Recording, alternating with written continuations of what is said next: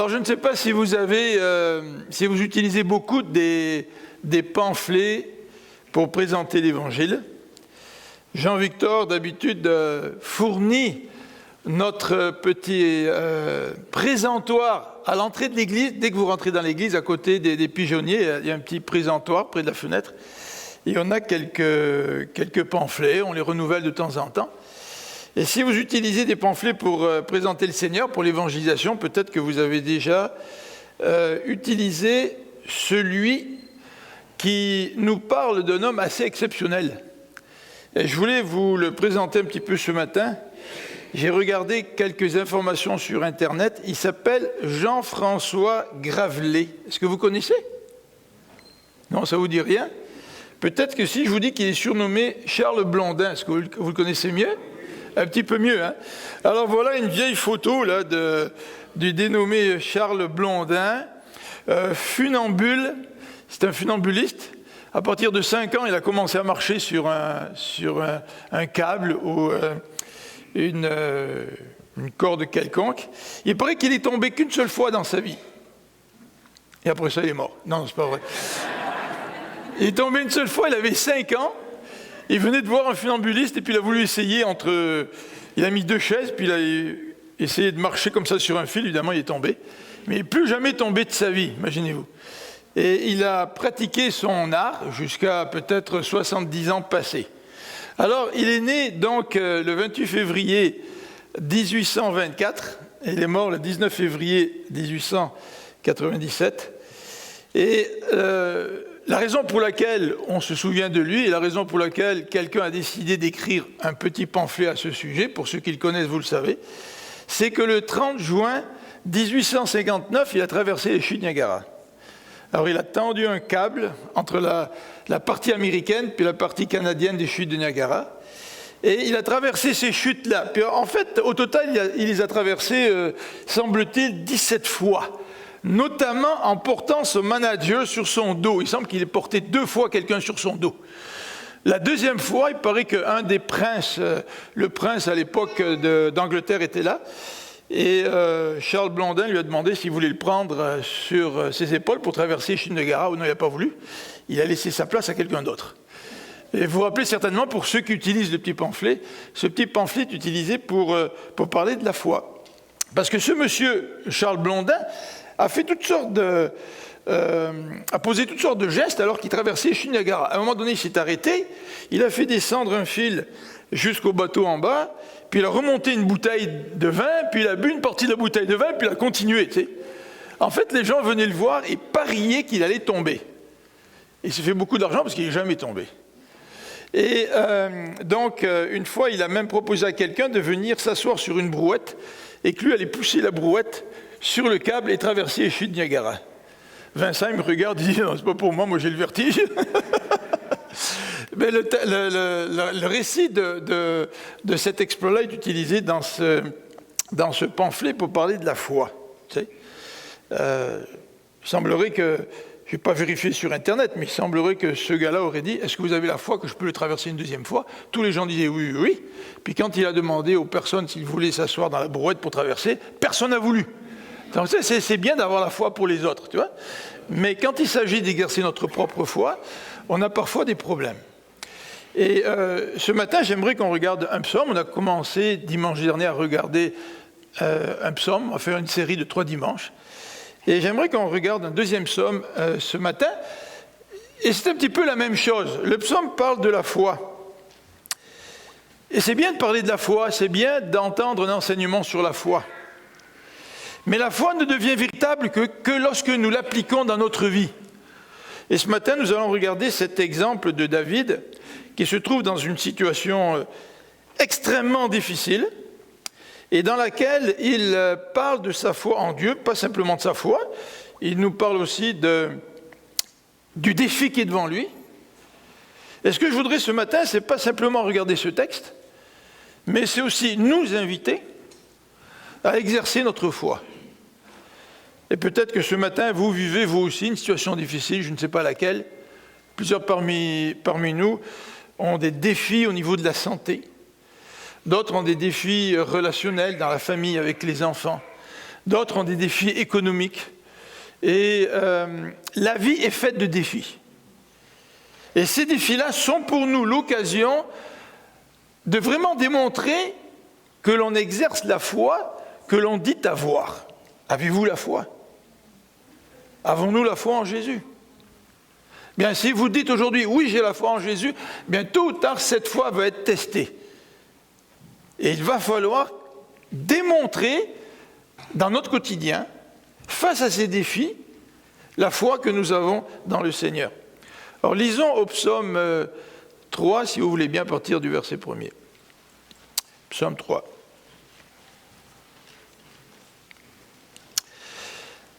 Donc, c'est un psaume de David. À l'occasion de sa fuite devant Absalom, son fils. Et après ce petit préambule historique, le psaume débute au verset 2. Ô Éternel, que mes ennemis sont nombreux, quelle multitude se lève contre moi. Combien disent à mon sujet, plus de salut pour lui auprès de Dieu. Mais toi, ô Éternel, tu es mon bouclier, tu es ma gloire, et tu relèves ma tête. De ma voix, je crie à l'Éternel, il me répond de sa montagne sainte. Je me couche et je m'endors. Je me réveille, car l'Éternel est mon soutien. Je ne crains pas les milliers de personnes qui m'assiègent de toutes parts. Lève-toi, Éternel, sauve-moi, mon Dieu, car tu frappes à la joue de tous mes ennemis, tu brises les dents des méchants. Le salut est auprès de l'Éternel, que ta bénédiction soit sur ton peuple. Prions ensemble.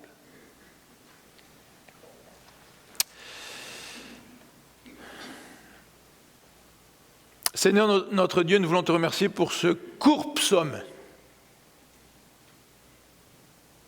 que nous pouvons lire très rapidement sans être très attentifs, mais qui pourtant nous répète ou nous présente un élément essentiel et qui nous interpelle ce matin. As-tu confiance en l'Éternel? Et nous voulons nous rappeler ce matin combien tu es un Dieu digne de confiance. Mais nous voulons te demander ce matin de nous aider à exercer cette confiance. Donc Seigneur, ouvre notre cœur et permets-nous, si nous sommes dans une situation de défi, d'exercer cette foi. Et si ce n'est pas encore le cas, Seigneur, permets-nous d'emmagasiner le message de ce psaume pour pouvoir l'appliquer quand les circonstances le demanderont. Au nom de Jésus-Christ, nous te prions, notre Dieu. Amen. Alors j'aimerais diviser ce psaume ce matin en trois parties qui sont facilement identifiables. Si vous regardez le texte avec moi, vous allez voir qu'à partir du verset 2 et 3, David exprime sa plainte devant l'Éternel. Il exprime sa lamentation, pour reprendre une expression qu'on utilise parfois. Et non seulement il exprime sa plainte, il décrit le défi, la situation qui est devant lui, mais à partir du verset 4, David exprime aussi sa confiance en Dieu. C'est facile de se plaindre, hein? C'est un peu plus difficile d'exprimer sa confiance en Dieu.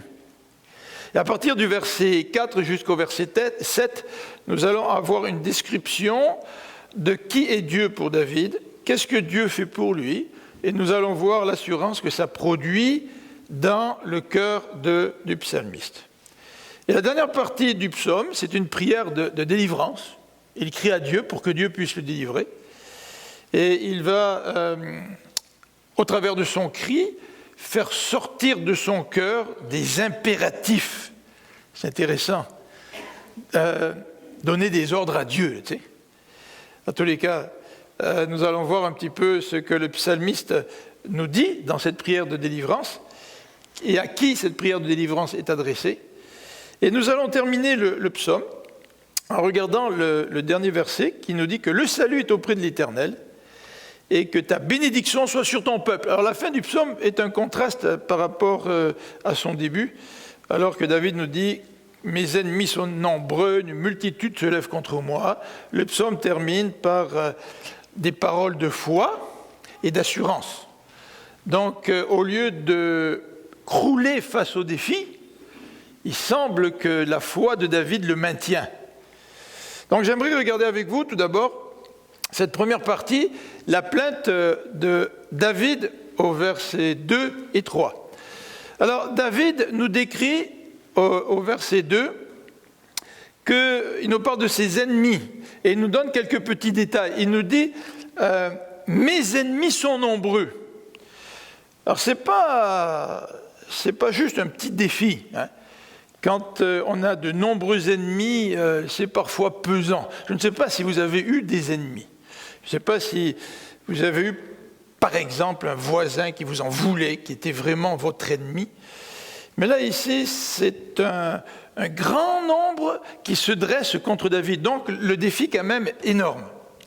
Ensuite, il nous dit non seulement qu'il a beaucoup d'ennemis, mais il nous dit que ses ennemis se dressent contre lui. Donc, ils sont déterminés. Ses ennemis sont déterminés à faire tomber David. Regardez au verset 2. « Une multitude se lève contre moi ». Donc non seulement il a des ennemis, mais c'est des ennemis qui sont actifs et qui lui en veulent véritablement. Si vous vous souvenez, dans le livre de Samuel, au chapitre 15, du deuxième livre de Samuel, nous avons la description du contexte historique de ce passage. Alors que David fuit devant Absalom, son fils. Vous vous souvenez, David, il a reçu la promesse de Dieu qu'il y aura toujours un descendant qui sera assis sur le trône de Juda. Et par la suite, David est tombé dans l'adultère et dans le péché. Et Dieu, même si ce dernier lui a accordé son pardon, Dieu lui a dit que l'épée ne s'éloignera pas de sa maison. Et suite à cela, il y a eu l'épisode dramatique de Tamar, le fils aîné de David qui a abusé de Tamar. Et suite à cette situation, David n'a pas vraiment réagi comme il aurait dû, et la passivité de David a suscité la colère d'Absalom, un des autres fils de David, qui lui était donc le frère de Tamar qui avait été abusé par le fils aîné. Donc, vous voyez, une situation de famille qui commence à être vraiment compliquée, et Absalom a fini par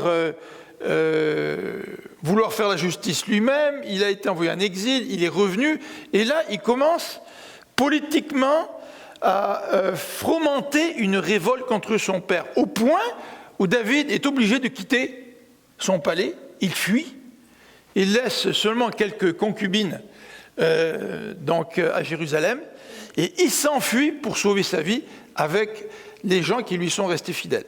Donc vous voyez, c'est une situation de crise, c'est un défi énorme, un défi qui touche beaucoup d'aspects. Ça touche évidemment la vie de David, ça touche la vie politique et sociale d'Israël, ça a une dimension spirituelle, puisque Dieu avait dit à David, il y aura toujours un descendant qui s'assiera sur ton trône. Et voilà que David nous décrit en un verset là, que ses ennemis sont nombreux et que cette multitude se lève contre lui, mais vous voyez un petit peu tout ce qu'il y a à l'arrière dans le contexte historique de cette expérience qui est propre à David. Alors au verset 3, David se plaint à l'Éternel, mais remarquez tout de même que la plainte de David est très sobre. Hein.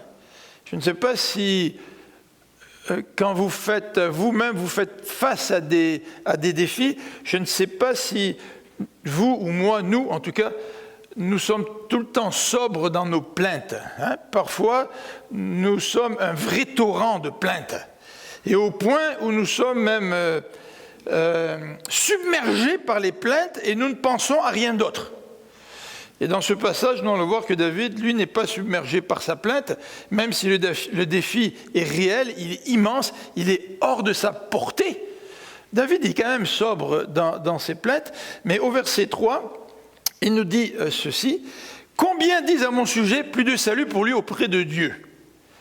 Alors là, sa situation touche une extrémité. Parce que David avait l'habitude de vivre devant des défis. On connaît l'histoire de David et de Goliath. C'était un gros défi. Ça, c'est l'histoire préférée de mon petit-fils. Il prend la fente, puis PAM! C'est ce que me dit Gianni. Il dit PAM! et puis Goliath, il tombe. Tu sais. Mais immanquablement, j'ai posé la question à Gianni, je lui ai dit, mais comment David a-t-il pu vaincre Goliath? Il est allé combattre Goliath au nom de... Alors Gianni me dit, Dieu! Il est allé au nom de Dieu. Alors David a dû relever beaucoup de défis avec l'aide de Dieu. Vous connaissez l'histoire de David. Le premier défi, c'était la réaction de Saül. Tu sais. Et il y a eu plusieurs épisodes d'extrémité où Dieu est intervenu et a sauvé donc David. Mais là, ça semble être une situation assez dramatique, puisque les ennemis de David affirment que Dieu ne le sauvera plus. Alors, je ne sais pas si vous avez vécu ce genre de situation où dans votre vie, vous êtes peut-être arrivé à la conviction, ou peut-être à la pensée, peut-être pas à la conviction, que Dieu n'est plus là, que Dieu n'intervient plus. Alors David entend ses propres paroles, il n'y a plus de salut pour lui auprès de Dieu. Et quand ce genre de paroles arrive, eh bien, immanquablement, nous nous posons la question, est-ce que c'est vrai? Est-ce que c'est vrai que Dieu n'est plus là? Est-ce que c'est vrai à cause de mon péché, mon meurtre? D'abord l'adultère, le meurtre, et puis tout ce qui entourait cet épisode avec Bathsheba. Oui, Dieu m'a pardonné, mais... Et parfois, nous pouvons même douter de la présence de Dieu dans le défi qui est devant nous. En nous disant, nous avons tellement péché que finalement, Dieu, il en a peut-être assez avec nous. On a peut-être abusé et tari la source de la grâce de Dieu. Alors quand on arrive à ce point-là, on n'a même plus la possibilité de recourir à ce Dieu qui peut relever les défis pour nous et avec nous.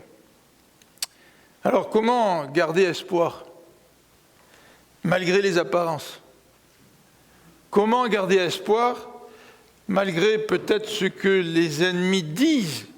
Dieu n'est plus avec lui. Qui va intervenir? Alors David, au verset donc 2 et 3, exprime sa plainte. Alors avant de répondre à la question, comment garder espoir, j'aimerais souligner quelque chose qui est important dans ce psaume. C'est que David, il verbalise sa souffrance. Comme je l'ai dit tout à l'heure, David ne met pas l'accent sur sa plainte. Vous savez, des fois, quand vous essayez d'aider quelqu'un, on nous dit il faut développer une écoute. Et là, on écoute. Et là, la personne, quand elle se rend compte qu'une oreille est ouverte et que quelqu'un prête attention à ses difficultés, ça sort comme un flot. Et c'est important d'exprimer à ce frère ou à cette sœur que nous recevons la douleur, la souffrance, que nous la validons, qu'elle est vraie. Il est bon aussi un certain temps de dire à cette personne, écoute, ça serait peut-être une bonne idée que tu présentes ta souffrance aussi à Dieu.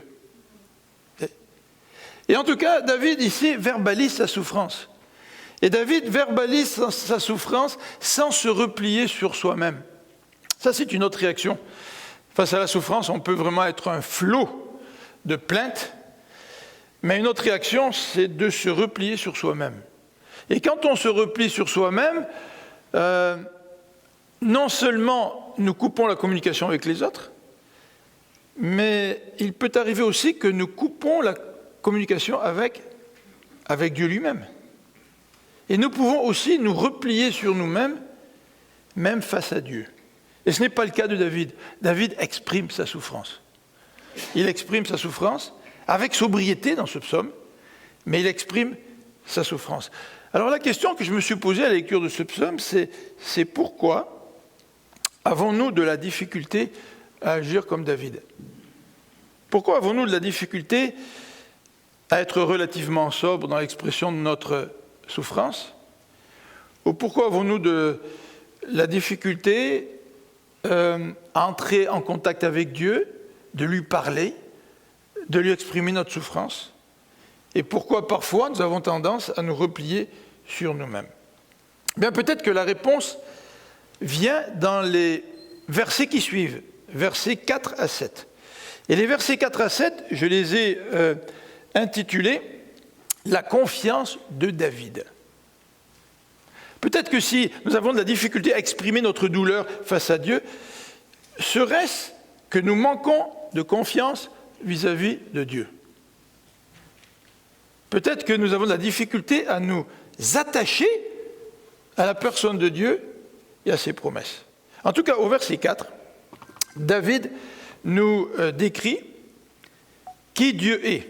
Verset 4. « Mais toi, ô Éternel, tu es mon bouclier, tu es ma gloire, et tu relèves ma tête. » Alors, je ne connais pas l'expérience de chacun d'entre nous, mais en ce qui me concerne, je sais que Dieu est déjà intervenu dans ma vie, et de façon parfois miraculeuse.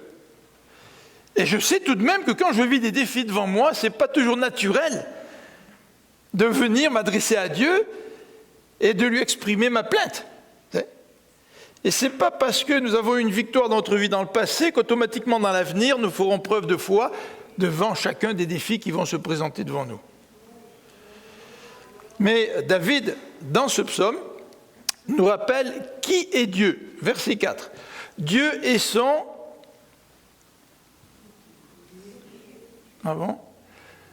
Là, c'est soit...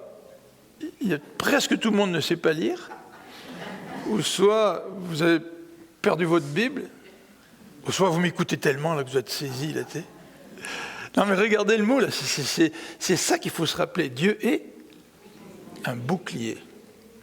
C'est-à-dire que Dieu, il est notre protecteur. Quelqu'un m'a dit une fois, moi je prie pour les autres, puis quand je fais face à des défis, j'ai de la difficulté à appliquer ce que je dis aux autres. Est-ce que ça vous arrive, ça? Vous savez, c'est facile d'avoir la foi pour les autres, parce que dans le fond, on n'est pas très impliqué dans le problème. Mais quand c'est nous qui vivons un défi dans notre vie, bien c'est très difficile de se rappeler que Dieu est notre bouclier. Puis on dit, ah, si par hasard, ça marchait mal et puis que ça tournait mal, on sait, dans le monde, il y a des épreuves, il y a même des chrétiens qui ont des épreuves. Et cette pensée-là nous fait douter que Dieu est vraiment notre bouclier. Et David se rappelle que Dieu est son bouclier. Et je crois que si nous avons de la difficulté à exprimer notre difficulté, notre plainte à Dieu, c'est peut-être parce que nous oublions que Dieu, c'est une place forte à laquelle nous pouvons être à l'abri. C'est un bouclier. Et David continue au verset 4 et dit « Tu es non seulement mon bouclier, mais tu es ma gloire. » La gloire, ça rayonne. Hein? La gloire, ça resplendit. Et David est en train de dire « Moi, je suis le roi d'Israël. C'est moi qui devrais être glorieux. C'est moi qui devrais être assis sur un trône. Mais non, ce n'est pas moi. C'est Dieu qui est ma gloire. » Ça, c'est un peu surprenant, parce que quand on vit des défis, quand on a des difficultés dans notre vie, qu'est-ce qui prend la place en premier? C'est notre problème.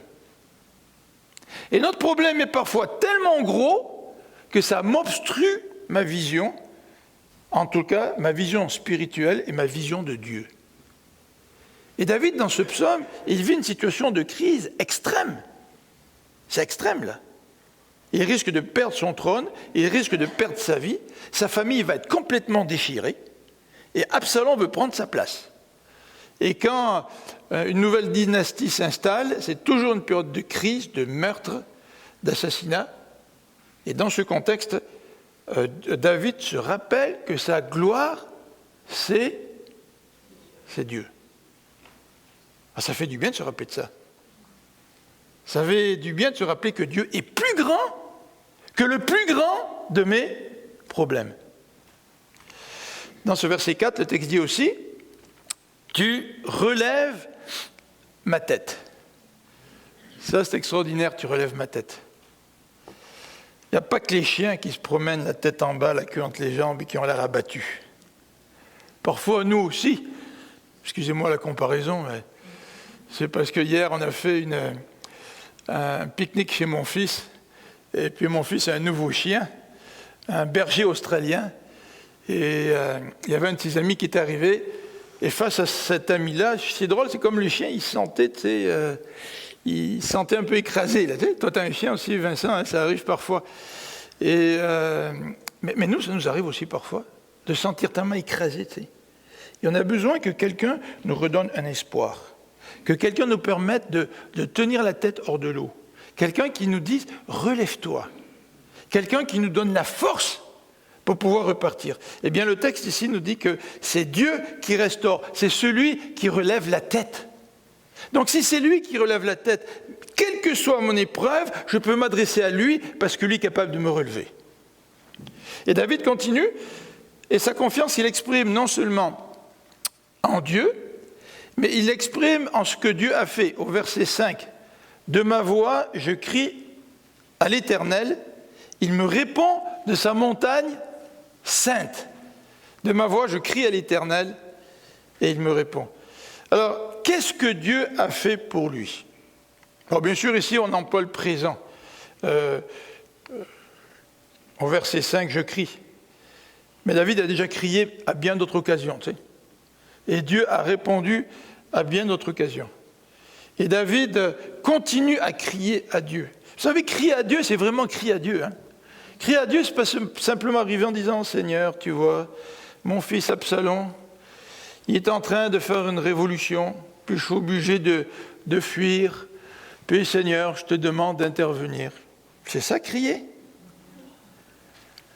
Si vous avez déjà perdu pied dans l'eau, par exemple, soit dans une piscine, ou soit dans une rivière, ou soit à la mer, et que vous avez senti le danger, qu'est-ce que vous faites? « Oh, s'il te plaît, est-ce que tu pourrais venir m'aider? Je suis en train de me noyer. » Tu sais? Ben, le texte ici, vraiment, nous montre l'intensité de David. David considère que Dieu, c'est le seul qui peut intervenir pour le sauver. Et il agit en conséquence. Et Dieu répond. C'est intéressant parce que le verset ne nous dit pas « Je crie à Dieu et j'espère qu'il va me répondre dans la situation qui est la mienne. » David dit « Je crie et Dieu répond. » C'est un modèle, si vous voulez. Là. Chaque fois que je crie à Dieu, Dieu répond. Et la Bible nous dit que si nous crions à Dieu pour notre salut, si nous demandons à Dieu de nous sauver, ben Dieu va répondre. Et peut-être que parmi vous, il y a des hommes et des femmes qui fréquentaient l'Église depuis quelque temps, ou peut-être vous avez été élevés dans un milieu chrétien, puis vous avez déjà prié en disant « Dieu, sauve-moi », puis il n'y a rien qui s'est passé. Peut-être c'est arrivé à certains d'entre vous. Moi, ça m'est arrivé pendant 3 ans, avant que Dieu réellement me sauve. Tu sais. Et je me suis toujours posé la question, pourquoi Dieu ne l'a pas fait pendant ces 3 ans-là? Peut-être que Dieu voulait m'amener à un point où je devais me sentir suffisamment perdu pour que je crie avec désespoir à Dieu pour que Dieu intervienne et me sauve. Tu sais, je ne peux pas arriver et dire à Dieu, Seigneur, viens dans ma vie, sauve-moi. Comme si je demandais un petit service à quelqu'un. Alors, c'est sûr que Dieu est souverain, il peut sauver de n'importe quelle manière. Mais quand tu es dans le défi, là, rappelle-toi que Dieu intervient à celui qui crie envers lui. Donc n'hésite pas à crier à Dieu. Oui, tu peux déverser tes plaintes à quelqu'un, mais ce n'est pas lui qui va te sauver. C'est Dieu qui va intervenir dans ta vie si tu cries à lui. Et le texte nous dit qu'il intervient de sa montagne sainte. Je me suis posé la question, pourquoi David parle de montagne sainte? Mais cela certainement fait allusion au fait que Dieu, il n'est pas resté en haut. Il a décidé de venir habiter en Israël. Et il habitait dans son temple. D'abord dans le tabernacle, ensuite dans son temple. Et David s'adresse à un Dieu qui vient résider au milieu de son peuple, à un Dieu qui ne reste pas éloigné, à un Dieu qui est personnel. Et lorsque tu cries à Dieu, tu ne cries pas à un Dieu impersonnel, tu cries à un Dieu qui veut se révéler, à un Dieu qui veut venir toucher ta vie. Et c'est pour ça que tu peux crier, et c'est pour ça que Dieu va répondre. Parce que Dieu n'est pas un Dieu impersonnel. Versets 6 et 7, nous avons cette confiance de David qui produit chez lui une assurance. On a des versets là qui sont de toute beauté. Regardez le verset 6. Vous prenez ces expressions-là, c'est extrêmement simple. Je me couche, je m'endors, je me réveille. Des fois, c'est bien plus compliqué que ça. Je me couche, je m'endors, après 1 heure, je me réveille, après une demi-heure, je n'arrive pas à me rendormir, après, je m'inquiète de tout ce que je suis en train de vivre, puis peut-être vers 3 heures du matin, je finis par me rendormir, on me réveille une couple de fois, puis après, à 7 heures, mon réveil sonne, c'est déjà trop tôt. Et j'ai l'impression de n'être pas vraiment reposé. Ici, ces paroles sont tellement simples. Il y a comme une naïveté enfantine là-dessus. C'est tout simple. Je me couche, je m'endors, je me réveille. Le calme de David face à la tempête. Oh, attention, cette assurance-là n'est pas une assurance, disons, un petit peu superficielle. C'est pas grave, mon problème. Non, David, il est très conscient. Il est très conscient de la gravité de la situation. Et si vous lisez dans le livre de 2 Samuel, vous allez voir combien la situation est extrême. Mais David, il est conscient, là, ce n'est pas un déni. Mais à un moment donné, il se plaint à Dieu, il exprime sa foi en Dieu, et sa foi en Dieu produit quelque chose en lui. Malgré la gravité de la situation, la foi en Dieu lui donne la paix. Ça, la paix de Dieu, c'est le plus grand, le plus merveilleux des cadeaux. D'être en paix dans des situations extrêmes. Et j'ai tapé sur Internet hier « Confiance en Dieu ». Puis je suis tombé sur le récit d'un chrétien qui je crois, a fini ses études à 24 ans, il s'est marié. Et puis, un an après, je ne me rappelle plus trop les détails, il apprend qu'il a un cancer très rare mais très agressif. Et là, on fait un traitement. Et après le traitement, ils apprennent qu'ils attendent un enfant, une fille. Et là, le cancer revient. Et sur Internet, on trouve la vidéo de ce père qui sait qu'il va mourir, parce qu'il a décidé d'arrêter les traitements, c'était trop extrême. Et il parle à sa fille. Et il dit la confiance qu'il a que Dieu va être pour sa fille le père que lui ne pourra pas être. Et bien sûr, il y a des larmes dans la vidéo, mais profondément, tu vois la paix qui anime ce gars-là. Ça, là, c'est un cadeau. Ça, c'est même un miracle que Dieu peut faire dans notre vie, quelles que soient les circonstances qui sont les nôtres. Donc ici, David exprime son calme. Au verset 7, il nous dit « je vais un petit peu trop vite. Comment ça se fait qu'on est déjà rendu là? On va reculer en arrière. Autrement, je vais être obligé de faire un résumé de ce qui suit. Alors, nous voyons au verset 7 l'absence.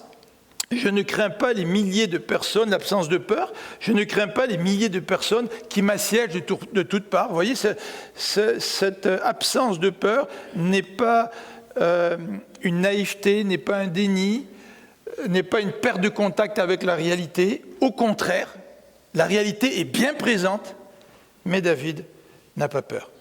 Et la raison de son assurance, donc, il l'exprime au verset 6b, « Car l'Éternel est mon soutien. » On ne peut pas vivre sa vie chrétienne par procuration. C'est-à-dire, je suis marié avec une femme chrétienne, puis elle va vivre ma vie chrétienne, tu vois. C'est elle qui va supporter nos défis familiaux ou de couple. Ou madame pourrait vivre sa vie par procuration à travers son mari qui lui a une bonne relation avec Dieu. C'est pas vrai. Ici, David nous dit, l'Éternel est mon soutien à moi. Et ta vie chrétienne, tu ne peux pas la vivre par procuration. À un moment donné, là, la vie va faire en sorte que tu vas te trouver devant une situation où il va falloir que tu te tournes vers Dieu. Et si peut-être tu ne t'es pas vraiment tourné vers Dieu complètement dans le passé, là, Dieu va devenir vraiment ton Dieu. Parce que tu vas te tourner vers lui. Alors, troisième élément dans ce psaume, C'est la prière de délivrance qu'on retrouve au verset 8. Et je vais aller un petit peu plus rapidement. Nous avons deux impératifs au verset 8. Donc, vous savez, on dit que David a crié à Dieu. Et quand tu cries à Dieu, bien, tu n'hésites pas à employer des impératifs. « Lève-toi, Éternel, sauve-moi ». Et là, on voit l'intensité du cri de David. David revient, malgré sa foi. David fait monter vers Dieu une prière de délivrance. Alors, la foi ne veut pas dire que tu es naïf, que tu te bouches les yeux. Oui, tu comprends réellement quel est le défi qui est devant toi. La foi ne veut pas dire que tu devrais t'abstenir de prier Dieu pour qu'il te le délivre. Absolument pas. Ici, David, il fait monter vers Dieu une prière de délivrance. Et la question que j'ai posée ici dans le plan, c'est quelle est notre expérience ? Quelle est notre expérience face aux défis ? Est-ce que vous avez l'habitude de faire monter vers Dieu des prières de délivrance pour que Dieu intervienne dans votre vie? Alors, on prie les uns pour les autres.